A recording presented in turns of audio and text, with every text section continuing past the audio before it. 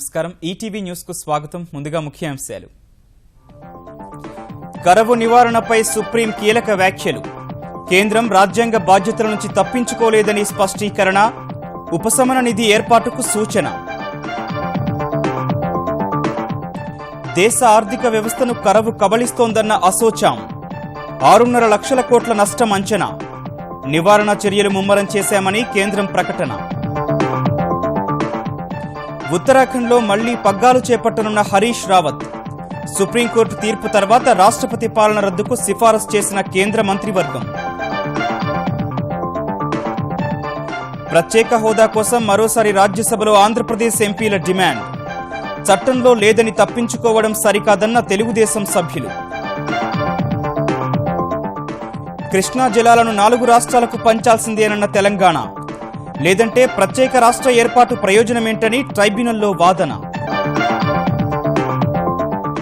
తెలంగాణలో వెలువడిన 10వ తరగతి ఫలితాలు గతేడాదిపై 8% పెరిగిన ఉత్తీర్ణత అగ్రస్థానంలో వరంగల్ అట్టడుగున హైదరాబాద్ స్నేక్ గ్యాంగ్లో 7గురికి యావజ్జీవ కారాగార శిక్ష అత్యంత హేయమైన నేరాల్లో కఠినంగా ఉండాల్సిన అవసరముందన్న రంగారెడ్డి కోర్టు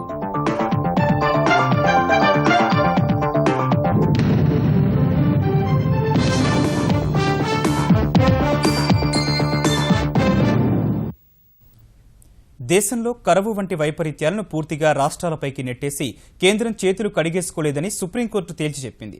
దేశంలో సుమారు 33 కోట్ల మంది దుర్భిక్ష పరిస్థితులతో సతమతమవుతున్న వేళ వారి విషయంలో రాజ్యాంగ బాధ్యత నుంచి తప్పించుకోజాలదని కుండబద్దలు కొట్టింది.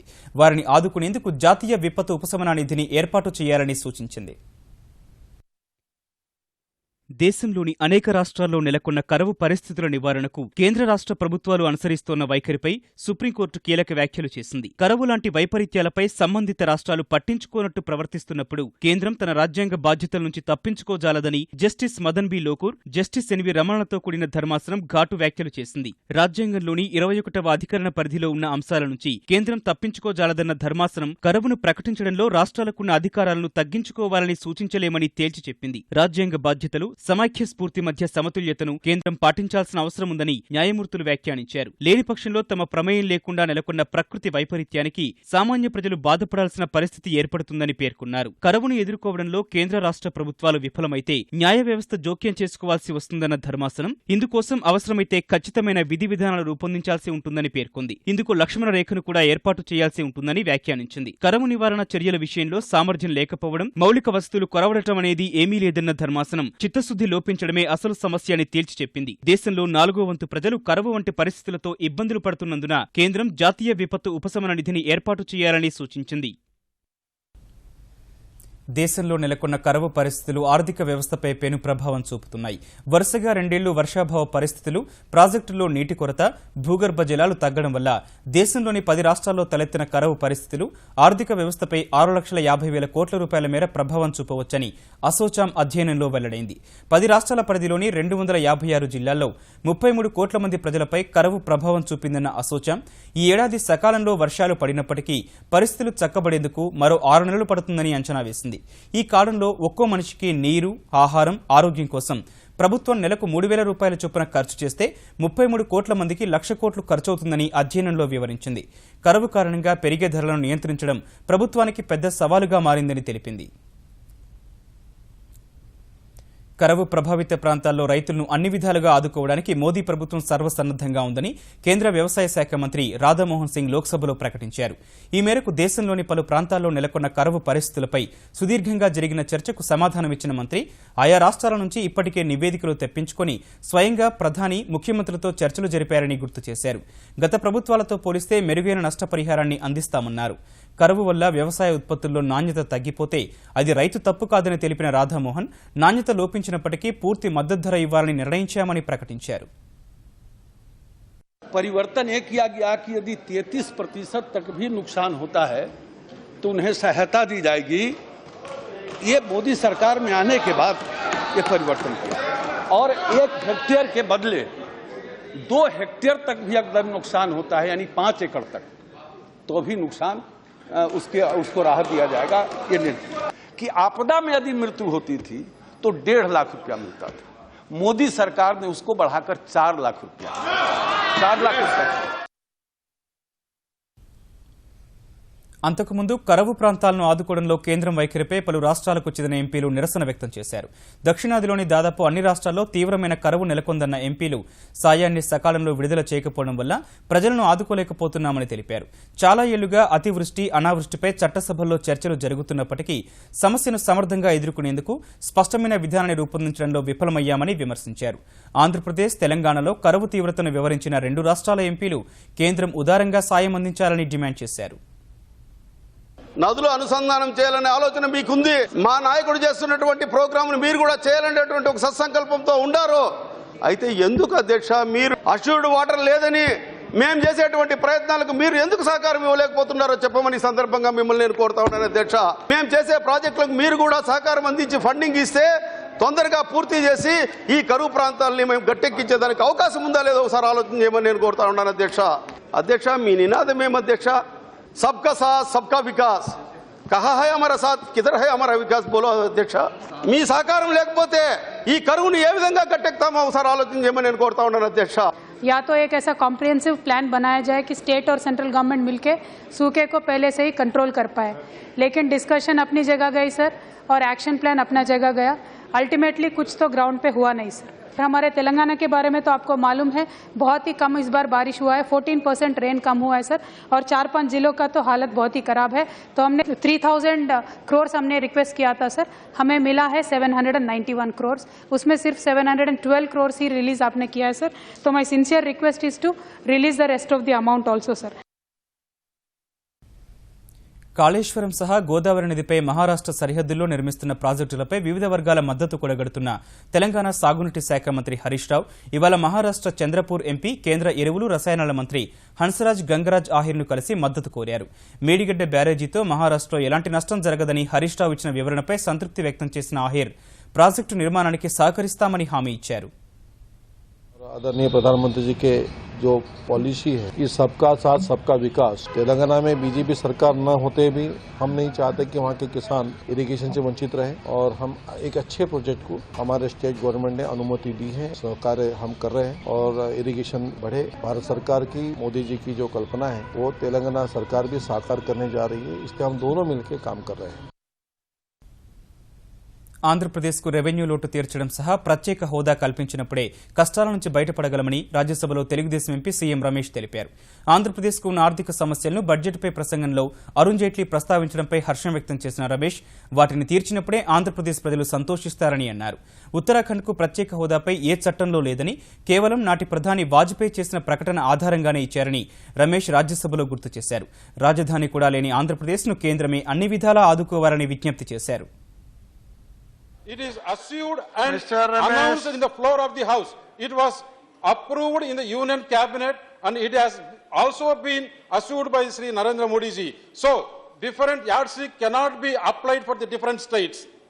So, sir, only request that it's instead of searching for the escape routes, you kindly search for the routes through which you can grant the special category status of Andhra Pradesh. తెలంగాణలో పసుపు board ఏర్పాటుకు చర్యలు వేగవంతం చేస్తామని కేంద్ర వ్యవసాయ శాఖ మంత్రి రాధామోహన్ సింగ్ హామీ ఇచ్చారు. ఈ మేరకు పసుపు బోర్డు ఏర్పాటు సహా పసుపు మద్దతు పెంచాలని నిజామాబాద్ ఎంపీ కవిత తెరాస ఎమ్మెల్యేలతో రాధామోహన్ సింగ్ ను కలవగా ఆయన మేరకు హామీ ఇచ్చారు. किसानों को नई वैरायटी के बीज हल्दी के प्राप्त हो, इसके लिए तेलंगाना के अंदर हैदराबाद कृषि विश्वविद्यालय है, उसका जो सेकंड कैंपस है जगत्याल में, उसमें एक बीज उत्पादन केंद्र की स्थापना होगी और हल्दी उत्पादक किसानों के सशक्तिकरण के दिशा में जो भी कदम उठाना पड़ेगा हमारा मंत्रालय काम करेगा. ప్రత్యేక రాష్ట్రాన్ని సాధించుకున్న ప్రయోజనాలు తెలంగాణ రైతులకు అందాలంటే కృష్ణానదీ జలాలను ప్రాజెక్టుల వారీ కేటాయించాల్సిందేనని బ్రజేష్ కుమార్ ట్రైబ్యునల్కు తెలంగాణ సర్కారు స్పష్టం చేసింది. ఈ మేరకు కృష్ణానదీ జల వివాదంపై ఇవాళ తెలంగాణ తరపున సుదీర్ఘ వాదనలు వినిపించిన సీనియర్ న్యాయవాది వైద్యనాథన్ ఈ సమస్య ఆంధ్రప్రదేశ్ తెలంగాణకు మాత్రమే పరిమితమన్న మహారాష్ట్ర కర్ణాటక వాదనను తోసిపుచ్చారు. 2 రాష్ట్రాల మధ్య పంపకాలు జరపాలని పునర్వ్యవస్థీకరణ చట్టంలో ఎక్కడా లేదన్న ఆయన ప్రాజెక్టుల వారీ కేటాయింపులు జరపాలని సెక్షన్ 89లో పేర్కొన్నట్టు వివరించారు. కృష్ణా బేసిన్లో ఆంధ్రప్రదేశ్ భూభాగం 9% ఉంటే ఆ రాష్ట్రానికి 22.4% నీరు వస్తోందని తెలిపారు. తెలంగాణ భూభాగం 12% ఉంటే 6% నీరు కూడా రావడం లేదని వివరించారు. తదుపరి వాదనలు కొనసాగించేందుకు కొంత సమయం కావాలని కోరగా ట్రైబ్యునల్ తదుపరి విచారణను జూలై 8కి వాయిదా వేసింది. తెలంగాణ 10వ తరగతి ఫలితాల్లో బాలుర కంటే బాలికలు పైచేయి సాధించారు. ఈ పరీక్షలో 85.63% ఉత్తీర్ణత నమోదైతే కిందటి ఏడాదితో పోలిస్తే ఉత్తీర్ణత 8% పైగా పెరిగింది. అడ్వాన్స్డ్ సప్లిమెంటరీ పరీక్షలు జూన్ 15 నుంచి 29 వరకు జరగనున్నాయి.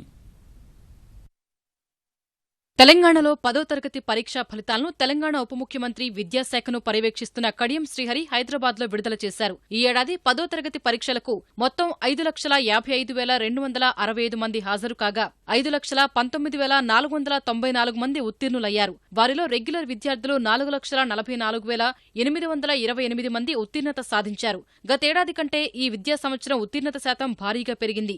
గత ఏడాది ఉత్తీర్ణత 77.56% మాత్రమే ఉండగా ఈ ఏడాది 85.63% మంది విద్యార్థులు విజయం సాధించారు. ఈసారి ఫలితాల్లో బాలికలు పైచేయి సాధించారు. బాలుర ఉత్తీర్ణత 84.7% ఉండగా బాలికల ఉత్తీర్ణత 86.57%గా నమోదైంది. ఫలితాల్లో 95.13% ఉత్తీర్ణతతో వరంగల్ జిల్లా ప్రథమ స్థానంలో నిలవగా 91.19%తో మహబూబ్ నగర్ రెండో స్థానం, 90.74%తో మెదక్ మూడో స్థానం, 76.23% ఉత్తీర్ణతతో హైదరాబాద్ చివరి స్థానంలో నిలిచింది. ఈ ఏడాది 2,379 పాఠశాలల్లో 100% ఉత్తీర్ణత నమోదవగా 10 పాఠశాలల్లో ఒక్క విద్యార్థి పాసవలేదు. ఇందులో ఒక ప్రభుత్వ ఎయిడెడ్ పాఠశాల, మిగతావి ప్రైవేటు పాఠశాలలని మంత్రి కడియం శ్రీహరి చెప్పారు. ఫలితాల్లో సాంఘిక సంక్షేమ పాఠశాలలు 96.64% ఉత్తీర్ణతతో అగ్రస్థానంలో నిలిచాయని చెప్పిన కడియం, ప్రభుత్వ పాఠశాలలు మాత్రం 77.80% ఉత్తీర్ణతతో వెనకబడి ఉన్నాయని, ఎయిడెడ్ పాఠశాలల్లో 85.63% ఉత్తీర్ణత నమోదైందని చెప్పారు.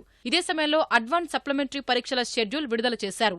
10వ తరగతి అడ్వాన్స్ సప్లిమెంటరీ పరీక్షలు 15 జూన్ 2016 నుండి 29 జూన్ 2016 వరకు నిర్వహిస్తాం.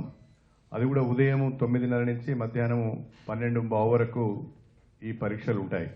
విద్యార్థులు సంబంధిత పాఠశాల ప్రధానోపాధ్యాయులకు పరీక్ష ఫీజు చెల్లించవలసిన చివరి తేదీ 26 మే 2016. ప్రభుత్వ పాఠశాలలో వచ్చే ఏడాది మెరుగైన ఫలితాలు సాధించాలని కడియం శ్రీహరి ఆదేశించారు. తెలంగాణలో పోలీస్ కానిస్టేబుళ్ల నియామక ప్రాథమిక పరీక్ష ఫలితాలను డీజీపీ అనురాగ్ శర్మ విడుదల చేశారు. ఏప్రిల్ 24న నిర్వహించిన ఈ పరీక్షకు 4,93,197 మంది హాజరు కాగా 1,92,588 మంది అర్హత సాధించినట్లు డీజీపీ ప్రకటించారు. రేపటి నుంచి అభ్యర్థుల ఓఎంఆర్ సమాధాన పత్రాలు కూడా డౌన్లోడ్ చేసుకోవచ్చని చెప్పారు. ఏవైనా అనుమానాలుంటే పునర్మూల్యాంకనం కోసం జనరల్ అభ్యర్థులు 5,000 రూపాయలు, ఎస్సీ ఎస్టీ అభ్యర్థులు 2,000 రూపాయలు చెల్లించి ఈ నెల 19 లోపు దరఖాస్తు చేసుకోవచ్చన్నారు. శారీరక సామర్థ్య పరీక్షలు వచ్చే నెలలో నిర్వహిస్తామన్నారు. విధి నిర్వహణలో ఉన్న రెవెన్యూ ఉద్యోగులపై ఎలాంటి క్రిమినల్ కేసులు బనాయించకుండా చర్యలు తీసుకుంటామని ఆంధ్రప్రదేశ్ ఉప ముఖ్యమంత్రి కేఈ కృష్ణమూర్తి తెలిపారు. ఈ మేరకు రెవెన్యూ శాఖ ముఖ్య కార్యదర్శి జేసీ శర్మ, భూపరిపాలన ముఖ్య కమిషనర్ అనిల్ చంద్ర పునేఠా సహా ఇతర ఉన్నతాధికారులు రెవెన్యూ ఉద్యోగ సంఘాలతో జరిగిన ఉన్నత స్థాయి సమావేశంలో ఆదేశాలు కూడా జారీ చేశారు. నగర పట్టణ ప్రాంతాలున్న చోట కొత్తగా అర్బన్ మండలాల ఏర్పాటు అంశాన్ని ప్రభుత్వం పరిశీలిస్తోందన్న కేఈ, ప్రతి 3 లక్షల మందికి ఒక తహసీల్దార్ ఉండేలా చర్యలు తీసుకుంటామన్నారు. క్షేత్రస్థాయిలో వాళ్ల సమస్యల పరిష్కారానికి కృషి చేస్తామని హామీ ఇచ్చారు. ఉద్యోగుల భర్తీలో అభ్యర్థులకు కంప్యూటర్ పరిజ్ఞానం తప్పనిసరి చేయాలని సమావేశంలో నిర్ణయించారు. రెవెన్యూ శాఖలో సిబ్బంది నియామకం వెంటనే చేపట్టాలని, ఇందుకు ఆర్థిక శాఖతో సంప్రదించాలని నిర్ణయించారు. హైదరాబాద్లోని ఐటీఐఆర్ అభివృద్ధికి కేంద్రం కట్టుబడి ఉందని కేంద్ర సాంకేతిక శాఖ మంత్రి రవిశంకర్ ప్రసాద్ తెలిపారు. లోక్సభలో భువనగిరి ఎంపీ బోర నరసయ్య గౌడ్ అడిగిన ఒక ప్రశ్నకు సమాధానంగా ఐటీ విభాగంలో అభివృద్ధికి కేంద్రం అన్ని చర్యలు తీసుకుంటోందని వివరించారు. All the world CEOs have chosen the Hyderabad as ITR, Information Technology Investment Region, as you well aware, sir. Previous UPA has not done anything to that aspect. I would like to request you what measures you will be taking to make this happen. There is healthy competition emerging in various states of India to draw investment in the field of IT and IT-enabled services. Telangana is doing quite well after creation. So is Andhra doing. Maharashtra is picking up quite well. Many states of North India from Chhattisgarh to Rajasthan are picking well. What is important, madam, is the government of India, we create the enabling atmosphere. And whatever is required to further ensure growth in new areas, including Hyderabad, the government of India is always open to consider it. రెండేళ్ల క్రితం హైదరాబాద్ పహాడీ షరీఫ్లోని ఓ form హౌస్లో యువతిని బెదిరించి చిత్రహింసలు పెట్టిన కేసులో snake గ్యాంగ్కు Rangareddy జిల్లా న్యాయస్థానం శిక్షలు ఖరారు చేసింది. ముఠాలోని 7 సభ్యులకు యావజ్జీవ కారాగార శిక్ష విధించిన కోర్టు 8వ నిందితుడికి 20 నెలల జైలు శిక్ష విధించింది. నిందితులు ఒక్కొక్కరు 5,000 రూపాయల చొప్పున జరిమానా చెల్లించాలని స్పష్టం చేసింది. పాములతో యువతిని బెదిరించి వ్యవస్థలను చేయడం అత్యంత హేయమైన చర్యగా అభివర్ణించిన కోర్టు మహిళలపై నేరాలను ఉపేక్షించరాదని స్పష్టం చేసింది. శిక్ష ఖరారు చేసే ముందు పోలీసులు నిందితుల వాదనలు కోర్టు నమోదు చేయగా నిందితులు అత్యంత ప్రమాదకరమైన వ్యక్తులని, దోపిడీ నేరం కింద 10 ఏళ్ల నుంచి జీవిత ఖైదు వరకు శిక్ష విధించే అవకాశం ఉన్నందున గరిష్ట శిక్ష విధించాలని అదనపు పబ్లిక్ ప్రాసిక్యూటర్ దేవరాజు కోరారు. తమ కుటుంబాల ఆర్థిక పరిస్థితులను పరిగణలోకి తీసుకుని శిక్షలు విధించాలని నిందితులు వేడుకున్నారు. నిందితులు చేసిన నేరం హేయమైన చర్య అని స్పష్టం చేసిన కోర్టు ఈ విషయంలో న్యాయ వ్యవస్థ కఠినంగా ఉండాల్సిన అవసరం ఉందని వ్యాఖ్యానించింది. రాజకీయ సంక్షోభంతో రాష్ట్రపతి పాలనలోకి వెళ్లిన ఉత్తరాఖండ్లో తిరిగి కాంగ్రెస్ ప్రభుత్వ ఏర్పాటుకు రంగం సిద్దమైంది. 6 వారాలుగా చోటు చేసుకున్న అనేక నాటకీయ పరిణామాలు కొలిక్కి రావడం సహా మంగళవారం జరిగిన బల పరీక్షలో హరీష్ రావత్ నేతృత్వంలోని కాంగ్రెస్ పార్టీ విజయం సాధించిందని సుప్రీంకోర్టు ప్రకటించింది. రావత్ తిరిగి ముఖ్యమంత్రి పగ్గాలు చేపట్టేందుకు ఆమోద ముద్ర వేసింది. ఫలితంగా ఉత్తరాఖండ్లో రాష్ట్రపతి పాలన ఎత్తివేయాలంటూ కేంద్ర మంత్రివర్గం రాష్ట్రపతికి సిఫార్సు చేసింది. అనేక మలుపులు, అనూహ్య పరిణామాలు చోటు చేసుకున్న ఉత్తరాఖండ్లో రాజకీయ సంక్షోభానికి ఎట్టకేలకు తెరపడింది. అనర్హత వేటుతో 9 మంది కాంగ్రెస్ తిరుగుబాటు ఎమ్మెల్యేలు దూరంగా ఉన్న వేళ సుప్రీం ఆదేశాల మేరకు మంగళవారం జరిగిన బల పరీక్షలో మాజీ ముఖ్యమంత్రి హరీష్ రావత్ నేతృత్వంలోని కాంగ్రెస్ పార్టీ విజయం సాధించింది. ఈ మేరకు శాసనసభ ముఖ్య కార్యదర్శి సీల్డ్ కవర్లో సమర్పించిన బల పరీక్ష వివరాలను వెల్లడించిన సుప్రీంకోర్టు ఈ బల పరీక్షలో మొత్తం 61 మంది ఎమ్మెల్యేలకు 33 మంది హరీష్ రావత్ కు మద్దతునిచ్చారని వివరించింది. మిగిలిన వారు భాజపా పక్షాన నిలిచారని పేర్కొంది. ఫలితంగా రావత్ తిరిగి ఉత్తరాఖండ్ ముఖ్యమంత్రి బాధ్యతలు చేపట్టవచ్చని స్పష్టం చేసింది. ఈ సందర్భంగా కేంద్రం తరపున హాజరైన అడ్వకేట్ జనరల్ ఉత్తరాఖండ్లో రాష్ట్రపతి పాలన ఉపసంహరించుకోనున్నట్లు న్యాయస్థానానికి విన్నవించారు. ఈ దిశలోనే సమావేశమైన కేంద్ర మంత్రిమండలి ఉత్తరాఖండ్లో రాష్ట్రపతి పాలనను ఎత్తివేయాలని కోరుతూ రాష్ట్రపతి ప్రణబ్ ముఖర్జీకి సిఫారసు చేసింది. సుప్రీంకోర్టు का जो वहाँ आदेश था उत्तराखंड में, वो आदेश के हिसाब से वहाँ जो नतीजा निकाला उसके हिसाब से आज केंद्र मंत्रिमंडल ने राष्ट्रपति शासन वहाँ समाप्त करने के लिए राष्ट्रपति जी को सिफारिश करने के लिए निर्णय लिया. మరోవైపు సుప్రీంకోర్టు బలపరీక్ష వివరాలు వెల్లడించగానే డెహ్రాడూన్లోని రావత్ ఇంట సంబరాలు మిన్నంటాయి. అభిమానులు, నాయకులు ఆనందంతో నృత్యాలు చేశారు. ఉత్తరాఖండ్ విషయంలో సుప్రీం తీర్పు ప్రజాస్వామ్య విజయమన్న రావత్ ఇకపై రాష్ట్రాభివృద్ధికి పార్టీలకు అతీతంగా సహకరించాలని భాజపాను కోరారు. ఉత్తరాఖండ్ की जनभावना यथोचित सम्मान पा पाई, इसके लिए from high court to supreme court मैं न्यायपालिका को बहुत बहुत धन्यवाद देना चाहता हूं और आज फिर एक क्रूशियल जंक्चर पर उन्होंने हमको ये मदद दी. तो जहां मैं उनको धन्यवाद देने जाऊंगा, मैं प्रधानमंत्री जी से भी, वित्त मंत्री जी से भी मिलूंगा और उनसे कहूंगा कि the state of Uttarakhand needs your support. ఉత్తరాఖండ్లో ప్రజాస్వామ్యం గెలిచిందని కాంగ్రెస్ పార్టీ ఉపాధ్యక్షుడు రాహుల్ గాంధీ వ్యాఖ్యానించారు. ప్రజాస్వామ్యాన్ని నాశనం చేయాలని భారతీయ జనతా పార్టీ చాలా ప్రయత్నించిందని ఆరోపించిన ఆయన పునరుద్ధరించడానికి కాంగ్రెస్ ఎంతగానో ప్రయత్నించిందని పేర్కొన్నారు. ఉత్తరాఖండ్ ఘటనతో ప్రధాని మోదీ ఇప్పటికైనా పాఠాలు నేర్చుకోవాలని సూచించిన రాహుల్ ప్రజాస్వామ్యాన్ని ఖూనీ చేస్తుంటే ప్రజలు చూస్తూ ఊరుకోరని, రాజ్యాంగ సంస్థలు సహించవని పేర్కొన్నారు. దేశంలోని బ్యాంకుల నుంచి దాదాపు 9,000 కోట్ల రూపాయల రుణం తీసుకుని విదేశాలకు పరారైన వ్యాపారవేత్త విజయ్ మాల్యాను తిరిగి భారత్ రప్పించేందుకు కేంద్రం చేస్తున్న ప్రయత్నాలకు గట్టి ఎదురుదెబ్బ తగిలింది. మాల్యాను రప్పించేందుకు ఆయన పాస్పోర్ట్ను రద్దు చేసిన విదేశాంగ శాఖ ఆ విషయాన్ని బ్రిటన్ ప్రభుత్వానికి తెలిపి వ్యాపారవేత్తను భారత్ పంపాలని కోరగా తమ వీసా చట్టాల ప్రకారం సరైన పాస్పోర్ట్తో దేశంలో ప్రవేశించి ఇక్కడే ఉండాలనుకునే వారికి పాస్పోర్ట్తో పనిలేదని బ్రిటన్ సర్కారు స్పష్టం చేసింది. ఈ మేరకు మాల్యాను భారత్కు తిరిగి పంపలేమని బ్రిటన్ సమాచారం ఇచ్చినట్టు విదేశాంగ శాఖ ప్రతినిధి వికాస్ స్వరూప్ తెలిపారు. మాల్యాపై ఆరోపణల తీవ్రత తమకు తెలుసని బ్రిటన్ పేర్కొందన్న స్వరూప్ 1992లో సంతకం చేసిన పరస్పర న్యాయ సహాయ ఒప్పందం ప్రకారం సాయం చేయడానికి అంగీకరించినట్టు వెల్లడించారు. లేదంటే 1993 కుదుర్చుకున్న నేరస్తుల అప్పగింత ఒప్పందం కింద మాల్యాను అప్పగించాలని కోరవచ్చని బ్రిటన్కు తెలిపినట్లు వికాస్ స్వరూప్ వివరించారు. ఈ మేరకు ప్రత్యామ్నాయ మార్గాలపై దృష్టి పెట్టినట్లు తెలిపారు. మాట్లాడుతుండగానే మధ్యలోనే కాల్ నిలిచిపోతే టెలికాం సంస్థలు తప్పనిసరిగా పరిహారం చెల్లించాలంటూ టెలికాం నియంత్రణ సంస్థ ట్రాయ్ ఇచ్చిన ఆదేశాలను సుప్రీంకోర్టు కొట్టివేసింది. ట్రాయ్ చర్య ఏకపక్షంగానూ అహేతుకంగానూ అపారదర్శకంగానూ ఉందని Justice Kurian Joseph, Justice RF నారిమన్తో కూడిన ధర్మాసనం వ్యాఖ్యానించింది. ఈ మేరకు దేశంలోని 21 టెలికాం సంస్థలకు ఊరటనిస్తూ ఉత్తర్వులు జారీ చేసింది. దేశంలోని 4-5 టెలికాం సంస్థల ఆదాయమే రోజుకు 250 కోట్లు ఉన్నప్పటికీ మౌలిక వస్తువులకు ఎలాంటి ఖర్చు చేయడం లేదని ట్రాయ్ చేసిన వాదనను తోసిపుచ్చిన టెలికాం సంస్థలు గత 15 నెలల్లోనే 2 లక్షల టవర్లను ఏర్పాటు చేసినట్లు తెలిపాయి. ఈ వాదనలను పరిగణలోకి తీసుకున్న కోర్టు ట్రాయ్ ఆదేశాలను కొట్టివేసింది. మారిషస్ ద్వారా వచ్చే పెట్టుబడులపై మూలధన లాభాల పన్ను విధించాలన్న కేంద్ర ప్రభుత్వ నిర్ణయంతో విదేశీ పెట్టుబడుల రాక తగ్గిన వేళ స్టాక్ మార్కెట్లు నష్టాల్లో ముగిశాయి. గత 2 సెషన్లో 544 పాయింట్లు పెరిగిన సెన్సెక్స్ ఇవాళ 175 పాయింట్లు తగ్గింది. ఈ ఉదయం 25,549 వద్ద ప్రారంభమైన సూచీ ఒక దశలో అమ్మకాల ఒత్తిడి పెరిగి 25,409 పాయింట్ల కనిష్ట స్థాయికి పడిపోయింది. తర్వాత తగ్గిన ధరల వద్ద కొనుగోళ్లు పెరిగి 25,762 పాయింట్ల గరిష్ట స్థాయిని తాకింది. చివరకు 25,597 వద్ద స్థిరపడింది. జాతీయ స్టాక్ ఎక్స్చేంజ్ సూచీ నిఫ్టీ 39 పాయింట్లు తగ్గి 7,849 వద్ద ముగిసింది. ఈటీవీ న్యూస్ సమాప్తం. నమస్కారం.